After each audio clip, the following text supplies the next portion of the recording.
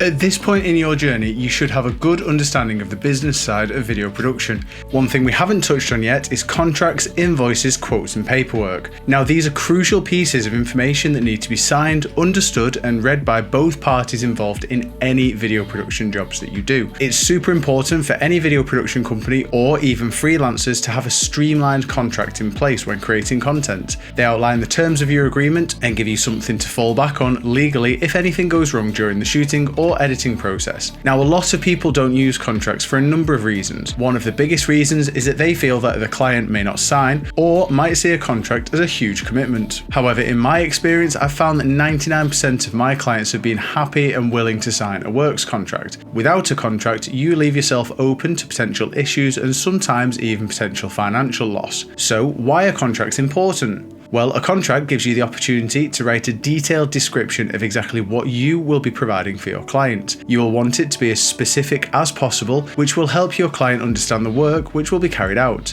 This also lets them have a realistic expectation of the project. For example, one lesson I learned very early on was to include the number of hours involved in any shoot and also the number of revision rounds that could be done. I learned this on 2 occasions. On one occasion, I contracted a client into a 1-day shoot, but I didn't specify the amount of time included in 1 day. My day rate at the time was £150, which the client took full advantage of, having me turn up at 9 AM and then the shoot wrapped up at about 10:30 PM. This was a 13.5-hour working day, which worked out to be an hourly rate of about £11.11. But at the time I valued my time at £18 per hour, so I was taking a huge loss. Yet when I questioned the client, their response was, "You said a full day," which rightly I did. As soon as I got back from the shoot, I quickly changed my standard contract to include that 1 day is the equivalent of 8 hours. I also got caught out with a project when I didn't include the revision rounds. I spent 3 days shooting a music video for an upcoming artist, and when we did the edit, the artist kept coming back to me with small amendments each time I sent off a final version for them to review. In the end, we settled on version 10. But soon after, I included that the client has 3 revision rounds. So if they have a lot of revisions, they should be very specific rather than going back and forth 10 times, because this is a huge time saver later down the line. Trust me, you do not want to be going back and forth when you're editing 4K footage, believe me. Now, a good contract will also outline the usage rights for the raw files. Personally, I always include a clause that explains exactly who owns the rights to the finished project and the raw files to eliminate any misunderstanding. Now, it is common practice that the client will reserve full rights to the final product. However, the video producer may retain the rights to the raw files for marketing or promo purposes. For example, if you wanted to use these in your showreel. You should always look to include any cancellation clauses too. This will include any amounts payable or forfeited by the client or producer in the event that one party cancels, or if there is something that cannot be helped, how you will look to rebook at a later date.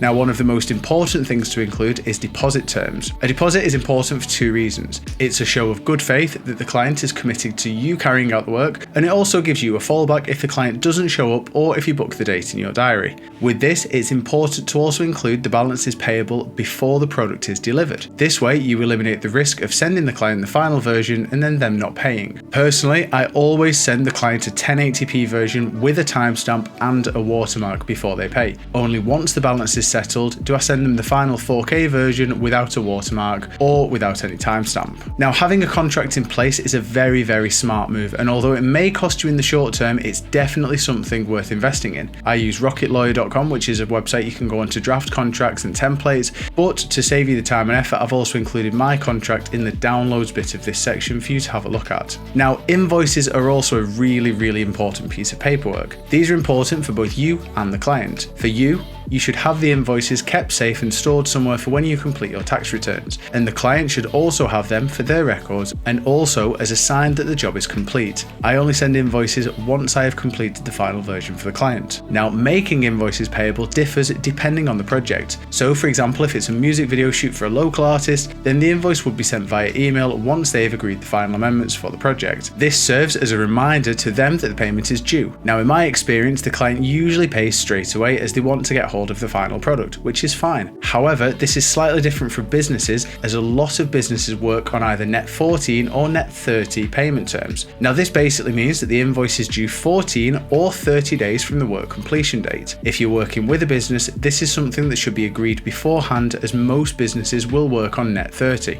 which means they can pay all invoices at the end of the month. So you as a producer will need to factor in the delayed payment, which means if you complete work on January the 1st and deliver on January the 14th, it could be up until February the 14th before you're actually paid. But don't let this put you off, as a lot of companies I've worked with have done their payments twice monthly, meaning that you may only have to wait about 2 weeks to get paid. Now I've included an email template and also an invoice template that I send to both business and personal clients in the downloads bit of this section, so be sure to go and check them out. Now we move on to quotes. So it's really important to quote for work beforehand, as it gives you and your client a clear understanding of how much they will pay and what for, and how much you will receive. Now it's always good to break your quote down as much as possible for the client and to give them the option to add extras if required, but this differs from job to job. For example, if I'm shooting a wedding, then I have 3 packages the client can choose from: silver, gold or diamond. Each of these come with progressively better things. For example, the diamond package gets an extra camera and videographer. However, the price is more expensive than the gold or the silver package. They also have the option to add any additional extras to the package, such as additional USBs or upgrade to 4K. Whereas with music videos and business videos, I tend to itemize everything depending on the job. Now this includes things such as production fees, venue hire, session musicians, if any of them are applicable. Now quotes should always be sent out beforehand so the client has the best understanding of what services you will be providing. And it's super important to quote accurately, as you can't really add on costs once the contract has been signed unless you have a written agreement with the client. And as far as examples go, in the download section you will see what I charge for weddings and all the packages, an example of my quote document, and also the spreadsheet that I use to work out how much to charge a client based on different things. Finally, we have release forms. Now these are seriously important if you are going to have additional extras in your shoot, as it covers your rights to use their video or image in your promo work without any repercussions. Now it's not imperative for you to use release forms for people over 18, but I would highly recommend that you do, as the last thing you want is to run a promo video or Facebook ad for your business and have someone complain that they just didn't want to be in it. Using a release form essentially covers your bag.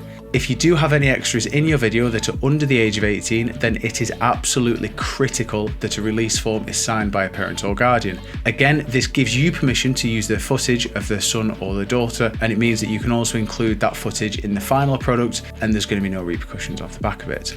So that's it for the paperwork side. As always, if you have any questions, please feel free to reach out.